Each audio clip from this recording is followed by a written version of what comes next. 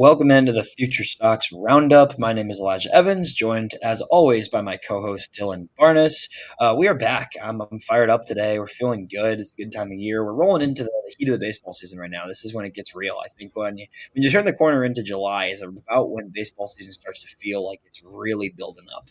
It's time for trade deadline season, All-Star, draft. The draft season is getting hot right now. This is the heat of the topic with the College World Series ending yesterday or 2 days ago. Now it's really time to kick it in gear with college ball turning into draft talk turning into deadline talk, and then from there we just see where it all goes. It's an exciting time to be, just rolling with baseball, and then we're back to talk all about it, man. How you doing, Dylan? I'm great, and I just want to get this off the bat first. Congratulations on the Just Baseball promotion. Thank you, You're doing a lot of good stuff over there at JB. If you haven't already watched the podcast with Elijah, the Call Up Pod, it just dropped today, actually, his first episode with them. So he's doing a lot of great stuff, but I'm doing great. You're doing great. Baseball season is fun, and we're starting to, like you said, get into some really fun times in the baseball world, especially for us, the prospect gurus. 100%. I appreciate that shout, man. I'm excited. It's cool. I mean, for me, being 2 weeks out of graduating college, and here I am full working in baseball, and it's a pretty awesome opportunity. I'm excited for it. I think it's a cool time, and it gives me the chance to really just dive in even further into this world and just keep chugging at it, because this is the game that you and I both love, and many other people that follow us and watch us, and then that's what it's all about. It's all it comes down to. So yeah, I'm excited. Before we get into our main topics today, we're going to talk through some of the top performers, and then we're going to talk through just our top 30, going through some guys that have been rising, some guys that have been falling within our top prospects in the system. Before we get into that, I just saw it in the comments. Let's talk a little bit of MLB draft. James and Ian had an awesome episode that everybody should check that out with Bert. It was really good insight on just the way the White Sox are with the draft, what they're looking at. I feel like everything points to the White Sox taking a high school hitter at this point. That's where all the indications we have had are. At the same time, you never know what happens in the draft. Nobody until the day of expected Hagen Smith going to the White Sox last year, and here we are with Hagen Smith in the White Sox organization right now. So where are you at right now? If you had to pick your realistic, let's not go Ethan Holiday or Avar Arquette, right? Like that'd be great, sure. Your realistic possibilities. Who are the 2 or maybe 3 guys that you would be ecstatic if the White Sox walk away with that 10th overall pick in the draft? I think the top 2 are both prep shortstops in the 2 guys that Vincent mentions right here, Billy Carlson and JoJo Parker. I have them flipped. I have Parker 1 and Carlson 2, but ideally, if you get one of those 2 guys, I think it's an A-plus draft, because those 2 guys are at least A-plus in terms of like first-round pick. But those 2 guys are very clearly the cream of the crop in terms of high school shortstops. Parker has a bit of question marks on defense. I'm not sure if he sticks at short long-term, but it's similar in like the Colson Montgomery saga where, people thought he was too big. He sort of like proved them wrong. He's still at short. I think him being at short in AAA, not a lot of people were expecting that. But Billy Carlson is probably the best shortstop defender in the class. He's a guy where you can stick him at shortstop and know that he's going to stick there for his entire minor league career and even into the majors. And then another one that I want to give some love to is Jamie Arnold. I think that there is a possibility. No, you really think there's a chance he falls? I know he's falling a bit. I don't think he's going. It seems like he's falling into that middle of that top 10 range. But if he falls, let me clarify. I don't think that he should get to 10. I think that there's a possibility that he does get to 10. I think that he should go top 5, like slam dunk.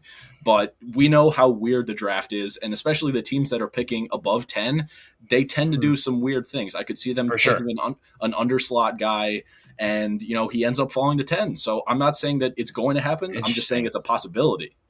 That would be fascinating. The Sox, I think, would have a hard time passing on Arnold because he's not quite the same archetype as the lefties the Sox have been targeting, but a quick-moving pitcher that's a college guy with that experience, left-hander that has succeeded. The White Sox have loved their left-handers in the system, right? Like, that's a guy you could see being, could that be your 5th starter to add to the core of guys in 2027? Like, yeah, I think so, right? Fun. Like, it would be interesting. I don't think he falls, but it's interesting. Oh my God, this is a whole crazy explanation going on here in the chat. So I don't know about that one, but I like the first 2 you mentioned. I think that Carlson or, in that spot, I think Carlson or Parker would be excellent. Trusting my guy Tyler Jennings, who runs all of our draft coverage at Just Baseball. He was on the show a few weeks ago with James and Ian. on Great his stuff. draft board, he's got Parker at 7 and Carlson at 8 in terms of the draft Yeah. talent, right? Like if you can Yeah. walk away with a top 10 talent that's a prep shortstop with the type of upside of those guys, I feel pretty good about that. All things considered, I think that'd be awesome. I mean, there's other guys I like for sure. I think there's me too. and I think there's plenty of other guys. I think if pitching ended up being the route, I wouldn't mind a Kyson Witherspoon. I do like his profile. I do think he's going to be a good big league pitcher. I don't think it's quite the right pick for the White Sox, though, at the end of the day. Ike Irish is another one I've seen floated a little bit. Irish is a guy who used to caught, and I think he's shifting to the outfield. I wouldn't love it. I don't love any of that. I don't really want a college player, honestly. Like I know that's like maybe just too simplistic, but at the same time, I get it. I like the idea of a prep hitter. This is a generally weaker college draft class. I think there's a lot of prep hitters with a lot of intriguing tools, some upside there. If all of those guys we mentioned are maybe off the board, I think a Kyson Cunningham could be in play. And I think a Steele Hall we've heard referenced. Yeah, Steele Hall is a big one. As well. Tools out guy. I think Steele Hall's the twitchy athlete kind of step type of profile, right? Where it's super young. He's 17 and he's going to be 17 on draft day still, I believe. So it's like that's one of those high upside guys. Merrick Houston, somebody mentioned in the comments. I'm good there personally. I can see the vision, and that was somebody they talked about on the pod yesterday, and I see something there with Houston. I personally think that this team needs to be getting someone with a high-end offensive profile, upside at least, right? With Carlson, you have that, super high-end power potential elite defensive guy, right? With Parker, you have probably the best hit tool of any high school prospect and the ability to be an elite hit tool type of guy, right? So you've got those elite traits with those guys where I like that type of route if I'm picking for the White Sox in this spot. Yeah, especially with the type of talent that is in next year's college class, I think that you would want to add a high school. It doesn't even have to be a bat. If you are in love with Seth Hernandez and he somehow falls to 10, if he falls, sure, take him. But if you can get a high school bat to supplement the sort of like second core after this one that's coming up, then that's fine, because then you're probably going to be picking top 3 next year, assuming the lottery goes right. You can take Drew Burris, AJ Gracia, Rock Chalowski, like those 3 guys. There's a ridiculous crop of those hitters next year's beginning of the draft next year. It's crazy. Okay, one more thing I want to get to before we keep going on this part. Do you have any names you like at 44? Because I've just started the past few weeks to really get into the stuff enough where I have some ideas for the second round now. Anybody that you have, and the second round's so hard to predict because we can look at 10 and say, okay, there's 15 guys that could go 1 through 9. We have a general idea. 44, there's no clue. I mean, you could see a ridiculous amount of guys soar up the board. You could see guys drop. Like, you really have no idea what the board looks like at 44. Without the board in consideration here, anybody you like at 44, just your initial kind of thinking about that possible range? I love Jaden Fauske. He's a local guy. He's from not falling. No chance. Praying that he does. I hope he does, but no chance. Yeah. I love Fauske. I think that if he gets to the second, I think that we don't even wait for the other team to finish announcing their pick. You run the card up and you don't even think about it. You can figure out financials later. But in terms of like guys that probably are going to be there in the second, we saw a lot of Taden Gray hype at the combine. He's a catcher who can run really well for his position and has a ton of power. He sort of turned everybody's heads around when I think he went like 115, 113, something like that in exit velos in the batting cage. But yeah, he's got big time power. He's a big dude. He's like 6'5". Like he is built like a defensive lineman, and he could be a bit of a reach at 44. I'm not sure. Like, there's a possibility that he could be there in the third, but if you're not sure, I could see him being the pick at 44. I know that there's a bit of connections between the two, between the Sox and Gray. It's really hard to predict like second and third round on. And high school especially, it's really tough. Yeah, it's very tough there. Slight note on Fauske. I played travel ball throughout my life with the guys who are the sons of the head coach at Nazareth Academy. Shout out the Milano family. Great family. Good people. So I've been hearing about Fauske for a couple of years now. I heard about him when he was a sophomore, and my buddy was telling me, hey, this guy's legit. And I was like, okay, I looked at his numbers. They were nasty. The swing was really pretty. And then, this past year, it was like he's just been rising and rising and rising. Everything I've heard is that he's going comp A probably at the latest. That's I think it'd be hard for him to go past that. So a couple other guys I like. If the White Sox go high school, which I assume they will the first round, we're lean. It seems that direction. Yeah. I like the idea of a Brandon Compton, ASU guy. He's on my list too. The exit velos are nuts. It's definitely a bit of a swing that'll need to be hashed out. But if you're going to go high school early and you want to go college next with another bat, I like the difference in kind of profile of a upside high school guy and a high exit velo, somewhat riskier swing of a college guy there in that second round. Definitely one that I have on my list for that pick. There's a handful of others. Corbin Dickerson, if he falls, Indiana outfielder. I think he's actually one of my favorite outfielders in the class, considering it's a pretty weak outfield class, all things considered. Both those guys are two guys that are their outfield spots. I think Compton maybe slides to first eventually, but hopefully could stick in a corner. It seems like he could stick in a corner. So both those guys being corner outfielders that I would definitely like at that pick. If you want to go arms, plenty of other options in terms of arms there. JB Middleton is one who I've heard nothing but good things about. On the episode yesterday, they mentioned really positive reviews about Middleton. If you want to go the high school route, Jack Bauer is stuffed up to the to the brim, right? A lot of risk there, but definitely the stuff. A lot of options there. I'm excited. I love draft season, and it's really just the last 2 years I've started to get into the draft. It wasn't something I followed growing up as much as minors and as pros. So for me, the draft is fun now, and I'm looking forward to seeing how the White Sox use their money to the best of their ability. But yeah, that's what I got so far. We're gonna have more draft coverage here in the next week or two for sure. 100%. And I want to give one more. I don't know if you said him, Cam Appenzeller. He's another local left-handed pitcher. Yeah, sure. He's from down south in Illinois, Glenwood. I don't know where he's going. I could see him going comp A, maybe. Our JB board's got him at 30 overall, so that's pretty high so for him. I could see him going before 44, but if he's there, he's a perfect mold for what the White Sox want to develop. He's very similar to, a Noah Schultz, Blake Larson, left-handed pitcher with a ton of risk, ton of upside, and, hopefully they can develop another 100%. Lefty. Yeah, I don't always agree with Mr. Uncle Ted, but I do love this. If Mason Neville somehow fell to the second, that would be an awesome get. I think he goes probably late first or so is what I've seen for him. So pretty unlikely he falls to 44, but would be a really nice pick there if that was to be the case. So we'll definitely get into more draft talk soon. That'll be exciting. But let's flip it over to the White Sox side of things for now, the current White Sox, not the guys who might be on the team in the future.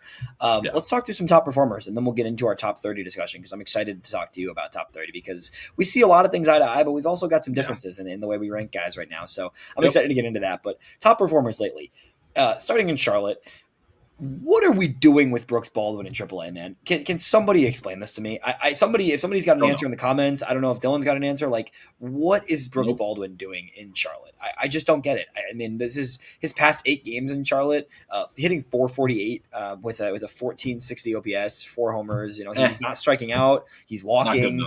He's playing in the outfield. He's getting those reps in. Like I just I get there's the slight angle I can imagine is the trying to develop his positional ability in the outfield like a little bit further. Sure, but it's not like this team is competing. I'm fine seeing Brooks Baldwin make a couple mistakes in the outfield. Like it is what it is, right? Or seeing him test out third base a little more, seeing him test out second base. Like he's not going to be a star player for this team. I get that, and I think that is the reality with Brooks Baldwin's profile, with the style of a player he is. Definitely still kind of figuring, more stuff out. But, he's a good player. He's going to be at least a big league utility piece. And right now, you've got guys getting everyday at bats that aren't as good as Brooks Baldwin and aren't going to be part of the future. So, I'm just ready to see it, personally. That's where I'm at. Yeah, I have no idea what he's doing down there. I mean, I don't know what they expect to see more from him. Like you said, a 1,400 OPS in his last 8 games. You can't do much better than that. And sure, if they want to develop him as a future center fielder after Luis Robert gets traded at the deadline, fine. But give him some playing time in the big leagues. We've seen the revolving door of outfielders that you hope you can trade in Michael A. Taylor, Austin Slater, Mike Tauchman. Sure, fine, but let's get Brooks up there. There's no need for Vinny Capra, Ryan Noda, even Josh Rojas. You're probably not getting anything for him at the deadline, so just cut bait, move on, and just give me some Brooks Baldwin. Not even it. I would hope that to God that he gets more than 3 pinch hit at bats in his inevitable call up in August. But it just makes no sense what they want him to do, and then once they call him to the big leagues, he's not used at all. So Yeah. No, I'm with you, man. I don't see it. I don't really get it. I think he will be back up at some point, but at this point, like, I mean, just shout out to him continuing to rake in Charlotte. But I'm ready to see it at the next level for sure. Noah Schultz debut last week. We tried out the little live stream. The audio was a little rough, but we got a Tony La Russa shout, which was awesome. It popped in the podcast. Jeff did a really good job. Everybody should definitely check out on FutureSox.net. Jeff Cohen did a write up from that. He took the minimal audio we got from Tony and did a write up on some of his remarks. Really cool to first of all just get to talk to Tony La Russa. Give regardless of the context, and also just see what's going on there with him, and just get to hear, be at Noah Schultz's first start and see what was happening there. The results were not great, but honestly, Schultz is still, and to me, was a good debut. We got to get StatCast data on him. He's a stud. The stuff looks pretty good overall. There's nothing I'm concerned about with Schultz. At the end of the day, like him being healthy all season, continuing to make 5-6 inning starts, like I'm all for it. And at this point, now that he's in Charlotte, I do think he will debut later this season.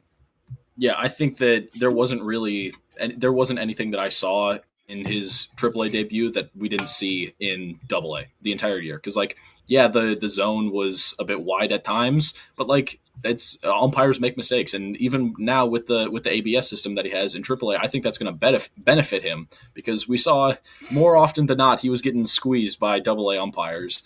And now that he or the catcher can challenge that, I think that's we're gonna start to see his walk rate sort of tick down. I'm not saying it's going to go down to 5% or anything, but I think that we're going to see a lot better command and control from Noah.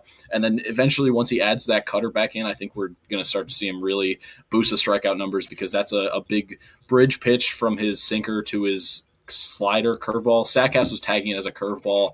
It's more of like a swerve. Yeah, whatever you want to call it.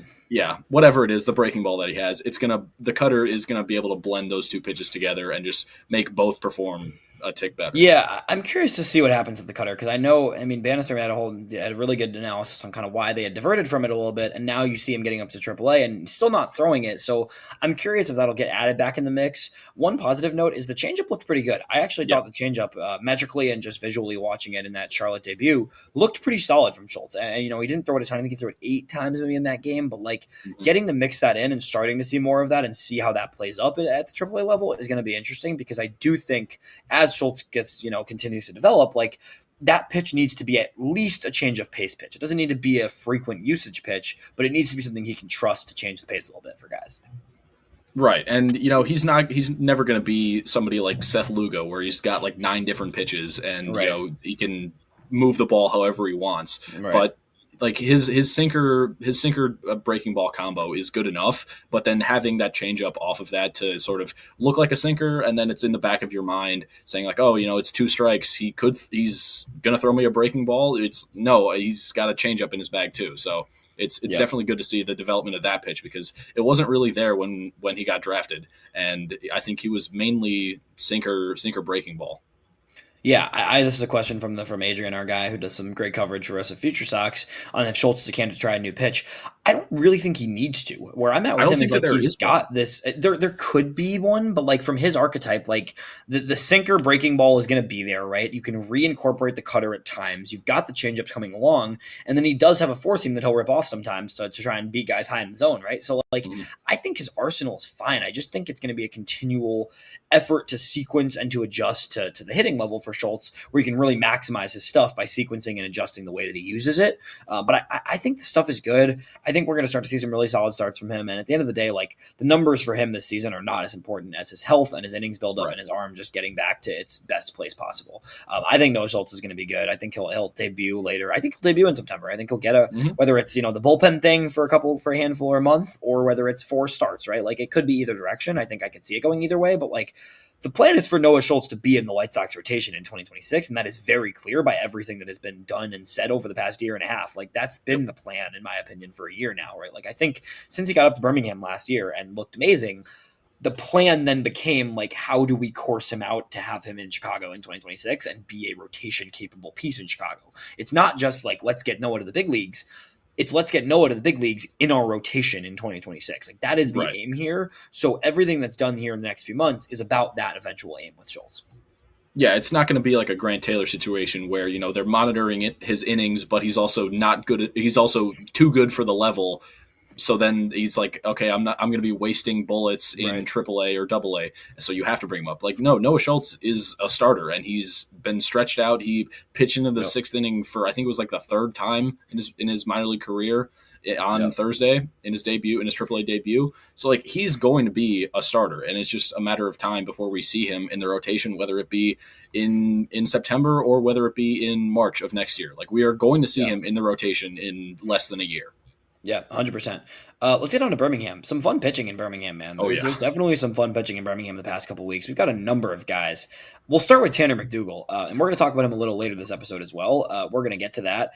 The number, like the ERA number, doesn't look as pretty because McDougal had this sixth inning. He comes out and he struggles a little bit. Before that, Tanner McDougal's first 5 innings of AA ball. Oh my God. 10 strikeouts. I mean, McDougal was sitting 98, 99 that start, absolutely shoving. The entire start was just, I mean, it got a little wobbly there in his last inning of work, but generally speaking, like that was about as impressive as stuff can look in your debut at this next level for a guy like McDougal. Yeah, I was watching just the velo gun on all of his pitches, and like it was 98, 98, 99, 98, 98, and it was he didn't tick down at all, even in the 5th inning and 6th inning when things started to go a little bit not his way. He was still 98 too, 99. Like it's not like McDougal is this guy who's going to throw hard for the first 3 innings of a game and then tick down 5 ticks. Like he's being able to sustain velo like that is a great sign for Tanner. And I mean, the walks are the big thing for me. The fact that those have seemingly vanished over the course of an offseason for a guy like Tanner is absolutely massive. Like if he can develop into what we think he can develop into, I mean, he's going to be a monster. Yeah. I mean, this is a helium guy right now. We're going to talk about, when we talk about top 100, top 30, pardon me, risers, like this guy's as big of a riser as you can find in this system right now. And because, like, we've said this before, like, the stuff has been there for McDougal. It's never been a question. Where it gets tricky with prospect rankings, and the reason he was at the very end, if not even on our top 30 at the beginning of the season, is it's hard when you have this fatigue aspect of, he's been in the organization for 4 years now. He was drafted in 2021 out of high school and has had a lot of ups and downs. He's coming off of his worst season in the minor leagues last year where he really struggled in high A. This year, we heard nothing but good things coming out of spring training from him. I talked to multiple guys, and it was Tanner McDougal, keep an eye out. Tanner McDougal, keep an eye out. And I was like, okay, we've seen this stuff before, but like, where is that next step? That next step is here and then some this season. It has been really, really fun to watch McDougal work and just see the way he's developed. If he can keep that walk rate at 10%, I mean, if it's less than that, great. But even if it's at 8 to 10% compared to last year when it was at, I think 15%, right? Like if Tanner McDougal can be a under 10% walk rate guy with the stuff that he flashed in Birmingham, watch out. This guy's on a rocket ship up the system right now, and a great AA debut for him, and I'm excited to see kind of where it goes from there. Speaking of AA debuts, Lucas Gordon. Lucas Gordon makes his way to AA. Birmingham takes Noah Schultz's spot in that rotation, and Lucas Gordon's debut in Birmingham was also excellent. Lucas Gordon tossed 6 innings of 1 hit, no run, no walk, 9 strikeout ball. I didn't expect this good of stuff from Gordon. Honestly, I really didn't. I think Gordon's a guy who we thought would breeze through kind of the lower levels a little bit because he was experienced, SEC guy, right? Coming out of college last year, he's 22 or 23 years old now, right? So had kind of made his way through the system over the past year and a half. But Lucas Gordon looks like a certified top 30 prospect in the system right now, the way he's pitching, and a AA debut of 1 hit, no walks, 9 strikeouts to start his career. And yeah, I mean, it was very impressive from Gordon. I didn't get to watch all that start, but even just watching the highlights of him, like he just mixes, he matches, he finds his spot, and he just commands the zone like not many pitchers do at this level. Yeah, between the 98, 99 of Tanner McDougal, Lucas Gordon is the antithesis of that. He's not going to blow you away with a fastball elevated. He's going to hit his spots. He's going to dot up, and he knows that he's going to put a pitch where you can't hit it, or it's going to be very uncomfortable for you to hit it. And, we saw it in his debut. I mean, 9 strikeouts for a guy like Gordon is awesome because he's not a big strikeout pitcher. He's a guy that's going to pitch weak contact, and, if he misses bats, then he misses bats. But, he was getting a ton of whiffs in I forget what day it was. Was it Tuesday or Wednesday? Something. It was a middle week start, but yeah, he looked really good. Friday, yeah. But yeah, he looked really good, and I'm excited to see what he can do in the Southern League because pitchers like him tend to do really well in the Southern League, where it's a very pitcher dominant league, and a guy like Gordon can sort of just carve up.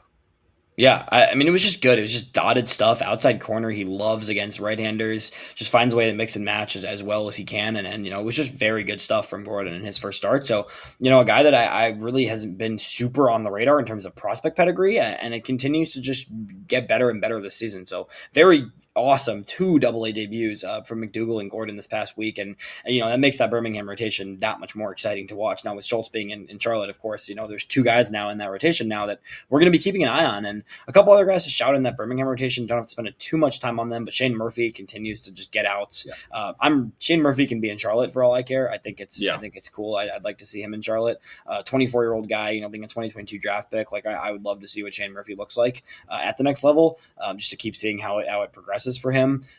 Zach Franklin has been pretty nails all season out of the bullpen. One guy that I don't think gets quite enough attention, right? As a bullpen guy, bullpen guys are never going to get a ton of love, but one of your Mizzou guys, right? 26 years old, Zach Franklin, I'm cool with seeing Zach Franklin in the bigs this year personally. I don't know about you, but I mean, there's all these bullpen guys, 42 strikeouts in 28 innings this year.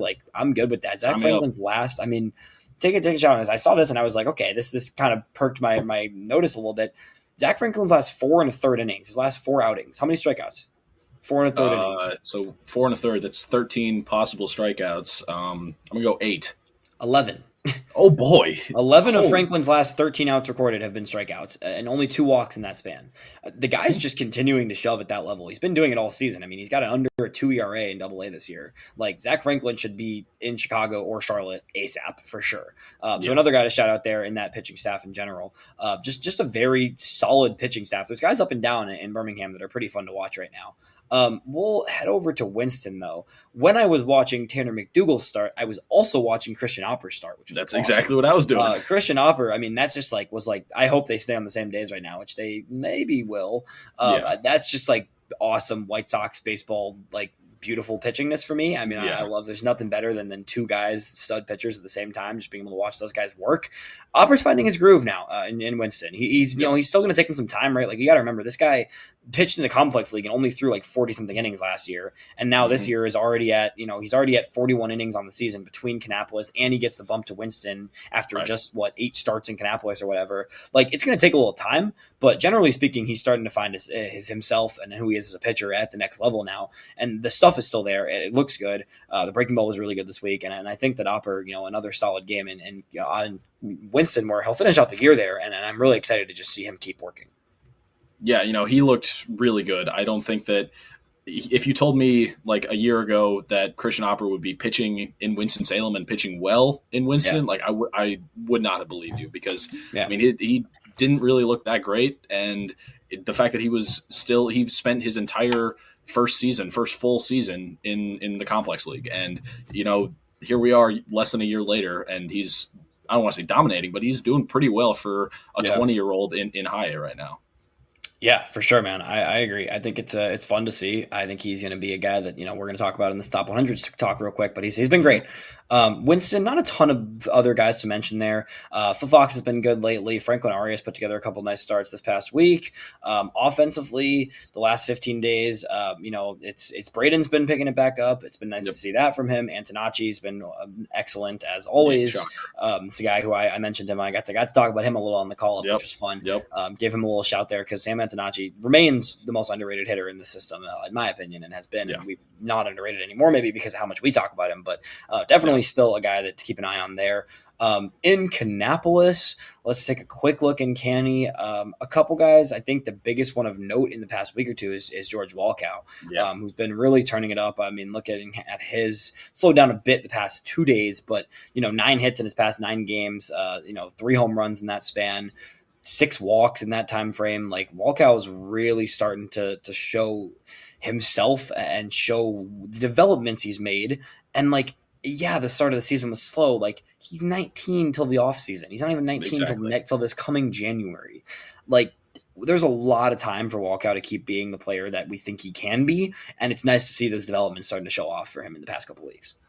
Yeah, it was never going to be a stat line season for Walkow. Like I wasn't betting that he would hit 25 homers and bat 350. Like, no, I was looking for him to develop and cut down the strikeouts and just look more like a polished hitter than he did last year. Right. And he's doing exactly that this year. Yes.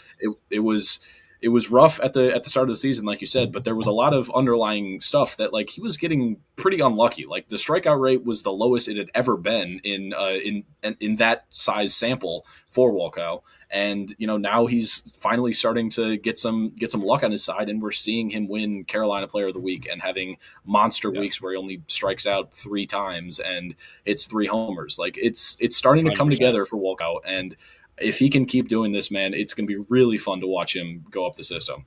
Yeah, he's rolling for sure. Lyle Miller Green and Miguel Santos mentioned in the comments, both those guys. Those are the other 2 guys who have been hitting it pretty well, seeing the ball pretty well here the past few weeks on the offensive side of things.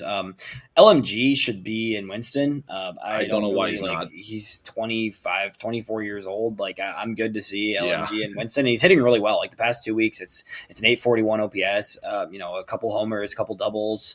Strikeout rate's still decently high, but he's walking at a pretty good clip. Like I'm good to see that so far. And then Miguel Santos is a guy who's a pretty minimally known name as an undrafted guy out of Dallas Baptist. 24 years old though, and has an 843 OPS in Kannapolis. That's 2 guys that I think you could easily send to Winston pretty much whenever at this point. Yeah, and I think both of those guys will go to Winston once the crop of draftees comes in 6 weeks, 8 weeks. Or even just some ACL guys get a bump up. Exactly. Last guy to talk about in terms of recent performers, and then I want to get into our conversation on the top 30. Luis Reyes is an interesting guy who we're also going to talk about in the top 30. Luis Reyes is a 19-year-old guy who, last season was numbers-wise struggled in the ACL, but had really solid strikeout numbers and had showed kind of that upside that we were looking for. His past few starts have been really good, man. And he's starting to kind of figure out who he is as a pitcher, I think, and also just go deep. Like early in the season, the pitch counts were getting long on him. 2 of his last 3 starts have been 7-inning shutouts. Really impressive stuff from Luis Reyes. His past 3 starts his first 3 starts of June, 7 innings, 4 hits, no runs. 5 innings, 2 hits, 1 run, and then 7 innings, 4 hits again, no runs again. His last 3 starts in Kannapolis. 19 years old, Luis Reyes is someone that will make my top 30 for sure, and honestly could be someone that we keep seeing rise in a similar type of fashion to what we've seen from Oppor, Aldrin Batista, some of these other guys in the past couple of years. I think that Luis Reyes is going to be a really interesting name to watch this second half of the season. He seems like he's just finding himself as a pitcher right now, and I'm excited to get into some numbers of his soon, hopefully. Yeah, it's been really fun to watch him throw. Like he's a guy he throws with such high effort, but he knows where it's going. Like his walk rate is under 10% on the year, and for a guy who has as much effort as he does in his delivery to have a walk rate, I think it was like 8. It was around 9% when I looked. Yeah, I think something like that. Yeah, but he's got the stuff to absolutely dominate the lower levels like we're seeing, especially recently. And he's still very young, dude. He's 19 years old. There's a lot to like in that profile, and we're only going to see more of it in the coming weeks and years. Yeah, I agree. I think it is a little relievery to me on the delivery. I do get a little bit of whiffs of this could be a reliever just based on the style of delivery and the way he pitches. But it's been really good. Fastball's high in the zone. He attacks guys. He's able to really ring it up the ladder. He's got some good movement, some good ride on his pitches. I think Luis Reyes is a guy that we're going to keep seeing hopefully rise in the system and develop in the right way. And again, like you said, super young and a lot of time to still kind of see what he's got over the next couple years here potentially as he grows into himself as a pitcher. Exactly. All right, man. Let's do some top 30 talk. I know Oh, this is what we've been looking forward to talking about this. We will start with one thing, and then we'll get into some just these risers, these fallers, just kind of the general like who we think is moving up and down in the top 30. What I want to hear from you first. So Mydroth has graduated. Technically speaking, the main guys have not graduated yet. So the I guys on the thought Caro roster, did. meaning Caro did. Pardon me. Yes, you're right. Yeah. Caro graduated. Kyle Teal has not. Grant Taylor has not. Any of Mhm. the other guys in the major league roster have not to this point. Right now, as things stand here on June 23rd, who are your top 5 prospects in the White Sox system? So number one is still Noah Schultz. He was my number one preseason. I don't think that there's any reason for him to move down or have anybody move up ahead of him. I think that that's pretty clear. My number two, I was on him in the preseason. He was my number two then. He's still my number two now. Braden Montgomery. He's I there.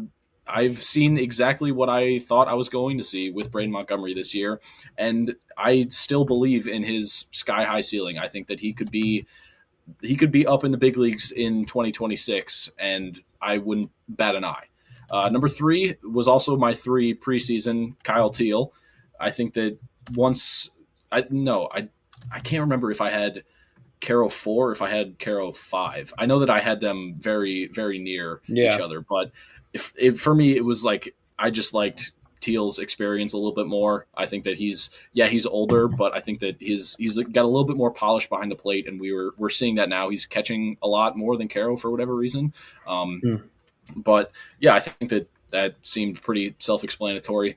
Hagen Smith bumps up one spot to 4 for me. He was 5 preseason, but with the amount of dominance that he had in his double A stints or in his double A stint, I he earned a bump up. And then Colson Montgomery just goes down one spot because the early season was rough. But he's started to turn a corner maybe after the swing change or after the Arizona stint that he had. But I think that that's a fair top 5. Would you agree? I think it's fair. Mine's not quite the same, but I do think it's fair completely. We're similar. Noah Schultz Okay. is one for me still. I still think that Noah Schultz is upside and who he can be as a pitcher. I still think he's coming into like, I don't think he's even fully shown 100% of Noah Schultz. Right. So Yeah. that's why I still think he's number one. And I still think that he has a legit ace upside profile, which I don't think anybody else in this list necessarily has. I have Kyle Teal at 2, and then Braden Montgomery at 3, Fair. so I have them flipped for you. I think that's well, you hit it. You hit it kind of when you were explaining it. I think that in general, if Teal is going to be catching at an above average level at the big leagues, then I like his profile to really be a high end big league player because we saw him in the outfield for the other day too. But like Teal can be at least a good catcher. I think the offense has come along a lot. I think we started to see that power really shine through at the end of his AAA stint. It hasn't quite showed at the big leagues yet, but like I do really think that Teal is going to be a high quality big league catcher for some time to come. And then Brandon Montgomery at 3. I haven't changed my tune on him. I still think Brandon Montgomery's could easily be 2 sooner than later. And I think Teal's going to graduate anyway, so I think Montgomery will be the 2 spot for me come the actual time where these rankings come out. But I think that Brandon Montgomery, he's had his ups and downs. He's starting to settle back into high A a little bit. He definitely looks more like himself the last couple of weeks after that really rough stretch. It's been a little streaky, right? It's been a streaky season for him.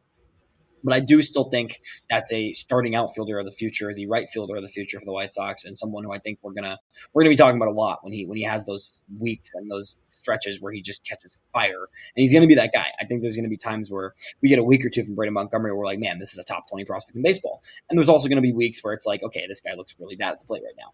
Still kind of finding that and figuring it out, but again, like this is only month 3 of him playing baseball for the first time in a year, in over a year, right? So like not worried about him at all. Hagen Smith at 4, same thing for me. I'm curious to see what happens. Did you catch some of those clips from the White Sox talk pod with Chuck I and did. And Brian, yeah. interesting stuff Yes. for sure. It definitely sounds like Hagen Smith is valued. They love him. They want him to be a future stud for this team, but they're kind of tearing his mechanics down a little bit and just his biomechanics and the way he moves his Hmm. body and utilizing his strengths. And I love that. I think that the White Sox are being Yeah. proactive and they saw that he wasn't quite himself. He saw his velo was down. They saw his body just wasn't being maximized. And they said, you know what? Screw it. Take a month off. Right. Get you to Arizona. We're going to work on everything we need to work on. And then when you're ready, we'll get you back up into the minors and get you more innings because he's not going to I mean, he doesn't need to debut this year either way. And even if he does for a couple innings out of the bullpen, sure. it's not about this year. The same thing with Schultz. Right. Like, this is about next year and beyond for these guys. Taking the time now to get Hagen's mechanics in the best possible place. Very good approach from the White Sox. I'm hoping there's no deeper injuries to it, and it's just that. Yeah. If it's just truly reworking his body and making sure to maximize who he is as a pitcher, I'm all for it. And I still think he's a great pitcher. He's number 4 for me. Caleb Bonner is number 5 for me. I'm 6. I'm ready to say it. I think I still am not out on Colson. I'm sick of people with the comments of the people that comment Colson's a bust, all that stuff. Like, I don't need to hear it. I'm still thinking Colson's going to be a big league player. I still am confident Colson's going to be a big league MLB player. I really do think that. But Caleb Bonner has just done everything that he's needed to do, even in the cold last week or two for him. Like, he's just showed me everything he needs to show me this season to believe that he can be a high-end MLB infielder, whether it's at third or whether it's at short. And Caleb Bonner has done everything you could ask for him as a rookie coming out of high school, going straight into the single A. Like, it's just excellent stuff from Bonner this season, and that earned him the 5 spot on my top 30 right now. Yeah, I think that Caleb Bonner is probably the best high school or the best looking high school player that the White Sox have had immediately, in a very long time. Like, I can't remember the last time a high school prospect that the White Sox drafted looked this good, this quick. It's been a bit. Colson Montgomery was good, and like we knew he was good. But Caleb Bonner, a second round pick. The White Sox haven't had many second round picks on top 100 lists in 4 months into their, not even that, 3 months into their big league careers. It's been a bit, man. It's been a bit. Yeah, for sure. So that's where my top 5's at. Starting with some risers. I mean, obviously we talked about Bonner there. That's a guy who's been rising for sure. Past that, who are some of the guys in your top 10 to 15 that we're seeing, really take a step up from where they were at in the preseason rankings? I'm going to pull up our FutureSox preseason as well, just so we have the reference there. Right. I know he's my guy, and I might have been a little bit too down on him preseason, and yet was still the high man on him because Javier Mogollon jumps 8 spots for me into my 12 spot. He was 20th preseason. Yeah, it's maybe a bit aggressive. I don't know, but I think I might have been the only guy to rank him at FutureSox. I don't know. I had him in my top 30. He was just the back of it. Yeah, okay. I had him. So I was aggressive then, and he's proving me right so far. I mean, there's a lot to like in his game. He just seems to always hit the ball hard in the air on the pull side. Like, that's pretty much all you want from a big league player of his size, because home runs are going to be hard to come by for a player that's 5'9" on a good day, maybe. Like, I'm not going to say he's Jose Altuve, but like, there's a lot of things that Jose Altuve does that Javier Mogollon also does. Like, he pulls fly balls in the air, and he's an undersized second baseman. And Mogollon has looked great on the bases and on defense too. Like, that's a very underrated aspect of his game, is his defense. And yeah, he's most likely going to be a second baseman long term. I don't think that there's really any doubt in anybody's mind that he's anything but a second baseman, but like he's looked very good at second base. The middle infield pairing of him and Bonner has been pretty fun to watch. Yeah, 100%. I mean, I like Mogollon a lot. He's 17 for me, so not quite as high as you, and you've been the high on man on him for a while, but a top 20 prospect for a guy who's 5'6", and he's not gonna. He's just an impressive player, honestly, man. I mean, I was really impressed with him in Arizona this spring when I got to see him in person and just see the twitchiness of the bat speed and just the way he moves and just the fluidness for a guy of that age and that size. I just think it's been an up and down season. The past few weeks, at least for him, he's settling back in from that injury. Hasn't been great. But all things considered, for Mogollon, I think that's a very justified riser for you. Even if I do have him a little bit lower, I still think he's earned a clear top 30 spot and a pretty clear top 20-ish spot in my opinion. Yeah. Who's your biggest riser? Yeah, I mean, we talked about him earlier. We talked about him a lot. Sam Antonacci. I don't even know if he's my biggest riser, just because he was already high for me. Right now, I have him 10th in the system, which it might be a little aggressive. I think it might be a little aggressive for sure. But I just don't think there's a better contact hitting, bat to ball, high end approach guy in the system. I think that you're going to get quality at bats out of Sam Antonacci every day. And we've seen Winston's offense completely revolve around his energy at the top of that lineup and just the way he approaches at bats, what he brings to the table, and just everything he's been able to do in these past, 3 months, and even at the end of last year in September, like, he's just shown to me that he's a guy who is going to be a big league player one way or another, whether it's a utility player or a starting second baseman or a third baseman. I don't know where it's going to be. I think it's probably a second base profile still, but like I just don't know if there's somebody giving you better at bats every day than Sam Antonacci in the system right now.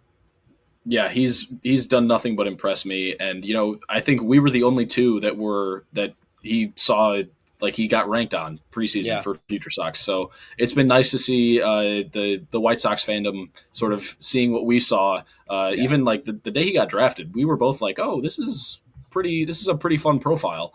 And he's starting to hit the ball harder. Like, he's sort of filled out in terms of like strength wise, and he's getting to the up there too. I was going to say he's getting to the top end exit velocities a lot better than he was. And I think that he's probably a second baseman long term, but like a profile like that at second base is really fun.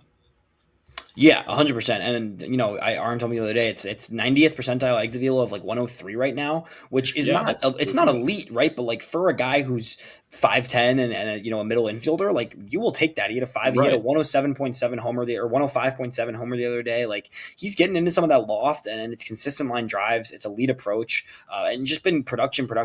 So a guy that was 30th on the consensus FutureSox top 30 at the beginning of the season, I think he's pretty clear top 20 now. I've got him at 10, which I know is going to be higher than anybody else probably, but I do think that he has a very strong case for a top 15 spot in the system right now.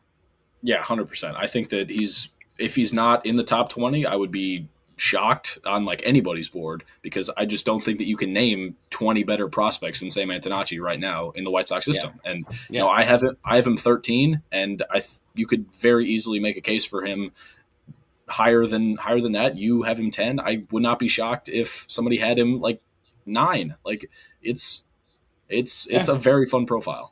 100%. I want to talk about two pitchers who didn't make our top 30, and it's crazy. And in retrospect, I'm like, damn, there's no way we didn't have them in the top 30. Right. But at the same time, they both were coming off really rough seasons last year, honestly. Mm-hmm. Tanner McDougal and Christian Oppor have got to be the two highest rising pitchers in the system. That's for sure. These two are, and somebody just mentioned, Adrian just mentioned Christian Oppor as well in the comments. These two are rising as quickly as any pitching prospects in the system. We talked about them earlier. We don't have to get into them too much because we dove into, their profiles earlier. Where are they at for you in this prospect ranking? Because obviously they jump into the top 30 from being just missed guys originally this season, but they're both top 15 for me. I think that they're just about top 15 for me. I have them both top 20. I have Christian Oppor 17 and Tanner McDougal 19. So like they're pretty similar. I think that both of those guys should be within 3 spots, give or take, of each other. I could see if somebody had McDougal above Oppor. I could see if Oppor was above McDougal. So like it just basically comes down to preference, and I think that the track record of White Sox developing left-handed pitching, especially ones like Oppor with a good power breaking ball, is a bit better than the righties with McDougal. There's a lot better of results with the lefties, and I could see if McDougal ends up being the better player out of both of them, but there's a ton of helium in both of their games right now. Yeah, completely. So I've got them back-to-back at McDougal at 14 and Oppor at 15. I think that these guys are clear top 20 prospects in the system. And, pitching is finicky, right? Like it's a complicated thing. And McDougal probably should have been on our list purely from a stuff standpoint, but like it was really ugly last year, right? Like the results were not there last year. And now we're seeing the stuff translated into better command, into better results, into even better stuff, right? So like it's just been a complete awesome development in 3 months for these two, and I think they're both going to keep rising. And I think I had a hard time. I don't know which I have over the other, and which I will have over the other in a month from now. I'll have to do some deeper dives. Honestly, I leaned to McDougal on the basis of the fact that he's throwing 99 right now. Honestly, that was the difference maker. Is like this guy's just pumping 99s like nothing right now, and like that is ridiculous. And he's also a level above now too. Only being 22 as well. It feels like he's like 25 because of the time in the system, but he was drafted as a young 18-year-old and is still just 22 within the last, I think he turned 22 in May. So like he's still a pretty young pitcher at the AA level.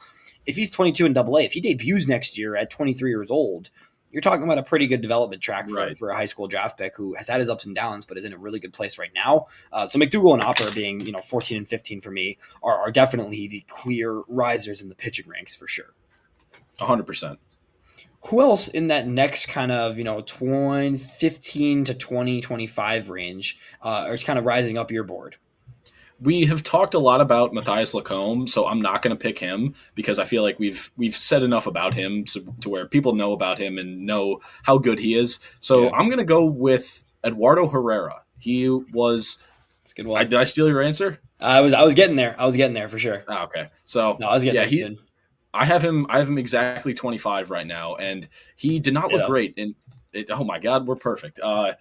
He did not look great in rookie ball last year, and he's repeating it now, and he looks like he's starting to find it. You know, the strikeouts are still a bit high, but he's also walking a lot and hitting for a ton of power, and that's what he was signed for. He's still 8. Is he 18? Yeah, he's still 18.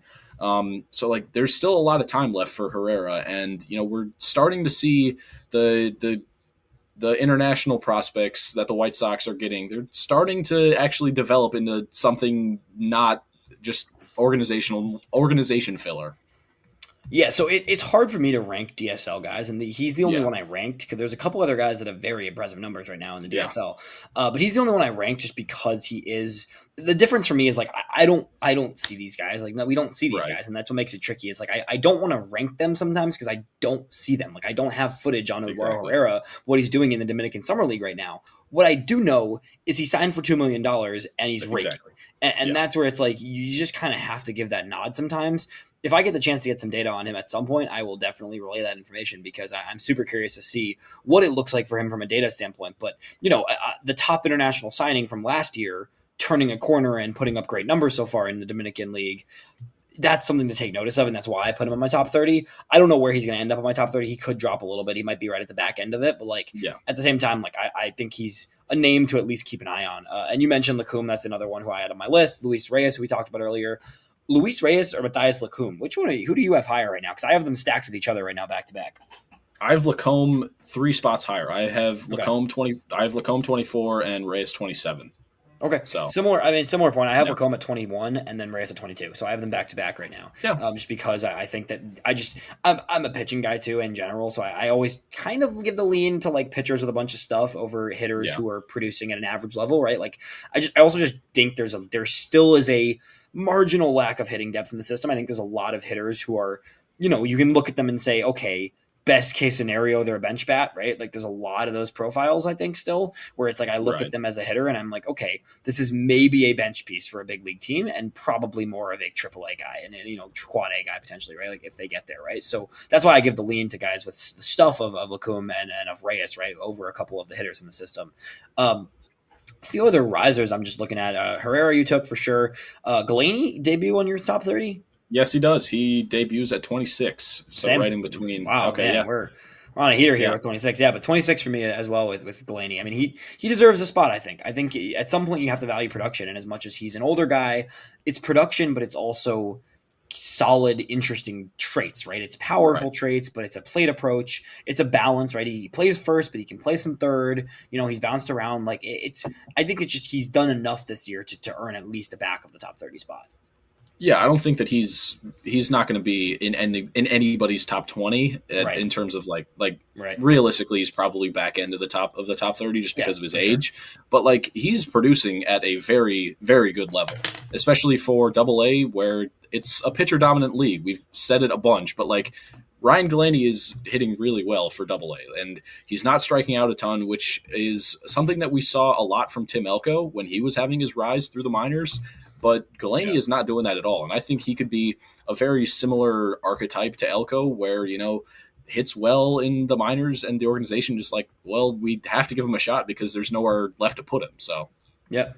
No, I think it's an interesting one to keep an eye on. I do think that he at least deserves to be in the back of this top 30. A couple more guys that I really haven't finalized my back 10. It's like, this is hard. Yeah. We talked about this off record. Like this is something that is a cool problem, a challenging problem for us, but nonetheless a very cool problem.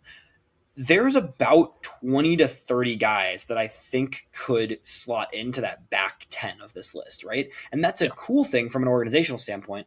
A lot of guys that may not get anywhere, right? So that's where it's like, I kind of am like torn because I'm like, A, is it a sign of a lack of depth if there's not clear guys that are in the top 30? Or B, it's a sign of a deeper, well-rounded system because there's a lot of solid players who could slot into that back 10 of the top 30, right? Like I think I have a pretty clear 22, 23 names that I think like 100% are on my list. And then that last handful of spots, like I've rotated through a bunch of guys just looking through my notes and trying to think through where guys are at.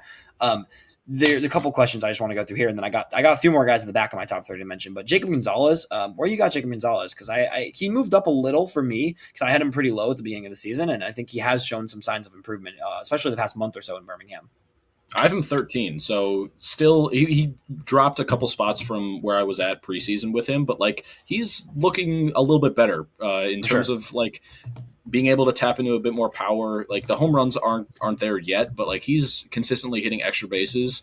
And the torpedo bat, I know that like it's not a saving grace for humanity, but like Gonzalez was a torpedo bat candidate. He was just catching balls just a tick under the barrel and just beating them into the ground, or they would be hard grounders through the middle, or they would find a fielder's glove. But now he's able to elevate them, and they're finding gaps, or they're finding down the line. So there's signs of improvement there. If he didn't have that like hot streak in the last month or so, he would have dropped even farther. But I think top 15 is a fair place for him. He's not anywhere in the top 10 yet. He could get there if he starts tapping a bit more power. But I think anywhere in like the 12 to 18 range is where I've got him at 16. So I had him I think I had him at 20 in the preseason. So he's definitely moved up a little bit. Looking at just June for Gonzalez, right? 288, 376, 425, right? Almost an 800 OPS. Pretty solid in general. And then a couple more guys, just a quick mention. We'll zoom through them here. Alejandro Cruz, top international signing, off to a slow start, but it's 10 games in the DSL for a 17-year-old. So not a ton of stock to put in Alejandro Cruz. He's not going to make this list, but come next year, he could easily make this list if he starts popping off in the summer league, right? And then Raul Perez, I have Raul Perez at 11. I have him right behind Sam Antonacci for me personally. I have him 10. So we just flipped. Same spot, yeah. Yep. Yeah, right around there. So a couple more back end guys just to mention, and then we'll wrap it up here. We're almost at an hour. Not that I need to get back to the White Sox game because I just looked at that. I hadn't been watching much of that, but yikes. Apparently Carroll got ejected. I will have to look at that later. We'll check that out. But I mean, it seems like not a great game for the White Sox today in Chicago. So, we got a few minutes here. Adrian Heel, I think it might be Luis Heel. That's my guess is it's Adrian Heel. I don't actually know that. Adrian Heel is kind of raking, dude. This is a guy that I saw in the Arizona this spring, and I liked the swing. I for what it's worth, I saw him hit it in the cages, so it's not you don't get too much of a sense from cages, but I do see him and just look. Here we go. We got the question from Trey here. Appreciate you, Trey, on the complex DSL guys, right? Like this is what we were looking at. So Adrian Heel is the one that I got penciled a little bit here from that group. I think Adrian Heel, hit last year in the ACL, showed some signs, but it was still kind of up and down a little bit for him. Right. This year, you saw the ounces of power too. This year, in 34 games, you already topped his homer total from last year. He's got 5 homers after hitting 4 last year. Generally, just the count is up. He's stealing more bases too, 11 stolen bases across 30 games. Adrian Heel is a guy who, it's an interesting, unique profile, but I think it's solid pop. He's got some exit velos. He's got some power to tap into. He's got some speed, right? It's just kind of a versatile, interesting piece there. But, the way he's hitting right now, still 19 years old all season. I do think that he's going to be a guy who gets up to Kannapolis this season. And honestly, I would like to see him in Kannapolis soon. I think that when you see a Lyle Miller Green get up maybe, or a Miguel Santos get up maybe, that's a guy who I think could make his way there pretty soon. And I have him in my top 30, actually, man. I put him at 30. Ooh, okay. So okay. I just I like the profile. I don't know. I'm not sure exactly what it's calling to me. I need to get into some data for him, but I like what he's doing right now. And I think, at 19, you're seeing a lot of positive signs, and he's going to be 19 this whole season too. So I think we get him into Kannapolis. That would be nice to see. Anybody else in that we've got some DSL guys, and a few mentioned here, 2 different mentions of Yobel Rodriguez. I know we're probably going to get there. Yeah, the 3 that are on the screen right now, Frank Miasis, Yordani Soto, and Yobal Rodriguez, those are the exact 3. Like Trey stole them from my mouth. Like those 3 were the guys that I was going to highlight. Yobal Rodriguez, I still think he has not given up a run, and he's got he's only allowed 3 or so base runners. And then Yordani Soto's batting 440, 444, 545 on base, 1064 OPS, 6 walks to 2 strikeouts in 9 games, 27 at bats. Also, 16 years old. Yeah, sold 7 bases too. 7 bases in 9 games. Huh. So, I got to look into Yordani Soto a little bit. I've seen the numbers, but I haven't done any dives on him really yet. So, I seem to want to check out. yeah, he's definitely an interesting one. And then Luis Mieses is another White Sox prospect. Frank Mieses, batting 323 with a home run, uh, 11 walks to 8 strikeouts. It's a 984 OPS. I believe he's 17. Yeah, 17. 6'1", 170 as his listed weight. So like it's a decent frame for an outfielder. He's been playing a lot of center and batting 3 in like just the box scores that I've seen. But Yeah, they're a long ways away. But those guys are some ones to keep keep an eye on. And Alexander Albertus is alive. He is in Arizona, and I think he's been playing. He's been playing like parts of games. He's been getting subbed out of games, like towards the latter half. But for whatever reason, interesting. I don't know why. Yeah, but like he's doing well. I think he's still hitting over 300. More walks and strikeouts. Last time I checked, like a couple days ago. But he's alive. He's playing baseball, and he's somebody to watch. I think he's going to be inside my top 20, 25 ish, somewhere in that range, because just his upside is still sky high, even after the surgery, where it looked like he had a good chunk of his leg cut open. He's still got a ton of upside, and it would make that Eric Fetty Michael Kopech trade look like a really good trade for the White Sox. Yeah, I've got him at the very back of my top 32. I think I have him 28 or 29 right now. So we'll see what happens. You got to just see him healthy. Like I do think Yeah, it's a fun player. I just like you need to see some games out of him right. and some good games out of him. So like we'll see what happens. Hopefully it'd be awesome if he could just for himself too. It seems like it's been a long road Right. for him. Like if he could Yeah. get to Kannapolis this year, even just for a month or two at the end of the season, that would be really great to see him get Yeah. back to that single A level. So yeah, man. I mean, I like the DSL and the ACL are so tricky, but like I'm so excited to see what I'm just gonna, just see where some of these guys go. I think that Right. there hopefully is a next wave of White Sox talent in the international ranks that is a step up from what we've seen in the past. And there's Yes. a lot of interesting 100%. players to keep an eye on. So we'll definitely be tracking these guys' numbers. But yeah, like you said, Rodriguez, Soto, Mieses is some really really good numbers off the bat here. Obviously a limited Yeah. sample in the Dominican League, but 10 I'm games. excited to So. see. Yeah, I'm excited to see where some of those guys go. And like we said, we'll keep an eye on all of the everything going on with the top 30, the draft. Hopefully, I'm going to get Pete Flaherty on here in the next week or two. That's my guy at Baseball America who does really good draft coverage. So excited to hear from him soon. But yeah, it's been good. It's fun. This is a good time, man. It's July is, in my Awesome. opinion, some people maybe because I've never actually experienced fun playoff baseball. Maybe that's part of it. But I will say July is probably my favorite month of baseball, aside from the World Series and such. Whenever that may happen when the Sox are competing there, but July is fun. No, Eventually. it's so much fun. The draft, the home All-Star week, getting to trade deadline stuff like that is the draft and trade deadline is like the best time of year in my opinion. Oh, And yeah. I just love talking about it, diving into it and everything. So we'll Yep. be rolling here. We're gonna get a lot of fun episodes going. We'll obviously be doing I believe we'll be doing a draft stream. Maybe I don't know if I'm gonna be around actually. We'll be doing something for draft coverage, and we'll keep you updated. And yeah, thanks everybody for tuning in and interacting and hanging out with us on the roundup here. Yeah. Thank you, guys. Appreciate you all. Have a good one. Take care.